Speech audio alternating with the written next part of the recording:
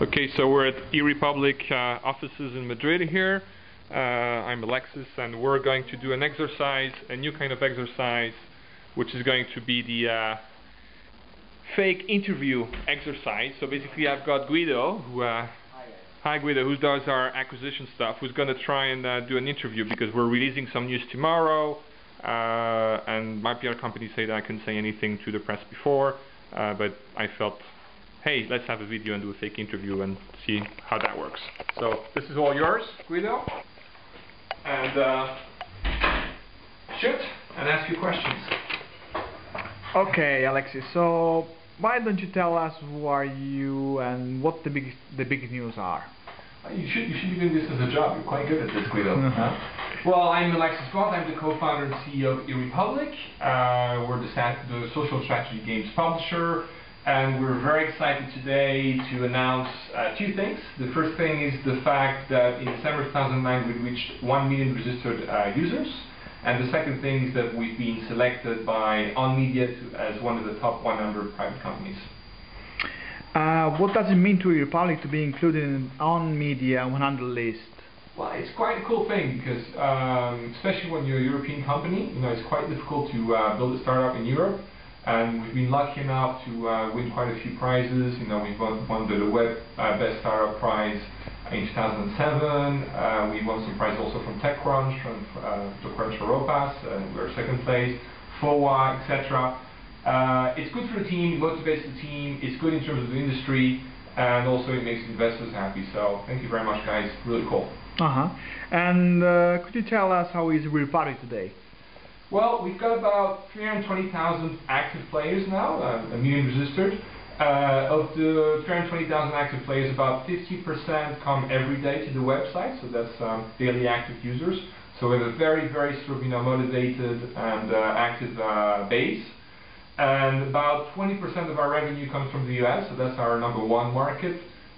Next biggest markets, I think, are France, UK, and Spain, and then we're quite big in Eastern Europe as well because we have a big office in Bucharest, Romania, and so we get a lot of attention there. And what else is in erepublik? Oh yeah, I'm French, and Poland and Spain have just invaded France, and I think we're down to just one region. So other than that, things are good. Quite interesting. Do you have any comment for erepublik citizen on upcoming developments for erepublik? Yeah, well, we're going to be launching a much more visual military system, a military module in a few weeks, so that we've been working on for a long time.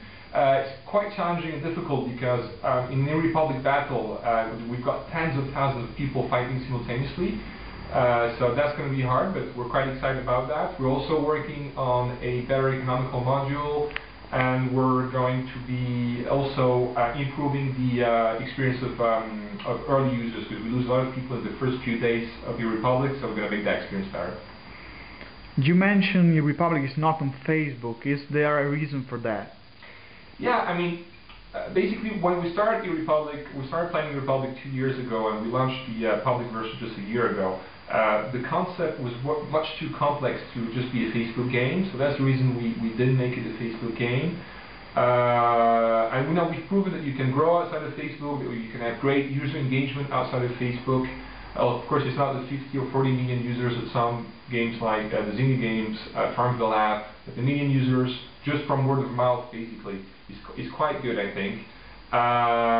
We can basically, and I think now with Facebook Connect, you can actually basically have the same sort of distribution impact that you had when you would do a Facebook game, and at the same time have a much better and stronger control over what you're going to do with your platforms. I think that's the reason we haven't developed it there. So as I've hinted, it doesn't mean that we won't be there at some time. And also I think there's been 3 major waves that the web has brought to the games industry. The first one is the MMOG games with traditional subscription models, such as World of Warcraft or RuneScape, and that was a focus on role-playing games. At the same time, you had the browser game wave, with more management games, strategy games, and that was led by Gameforge and BigPoint. Now you're having a third wave that everybody's talking about, which is the social games on platforms such as Facebook, that is led by Zynga, Playfish, and Playdom. And I think there's a third wave, like the tsunami wave, that's really going to transform the way games are created and played, that's going to emerge in 2010 and 2011, and we're working to put erepublik at the center of that. And what will be this tsunami wave like? Well, I'm keeping things undercover for now, so we don't want to say too much about it. But to be honest, if you go into erepublik today, although we've only done about 30% of the game, you might find a few hints about what it is.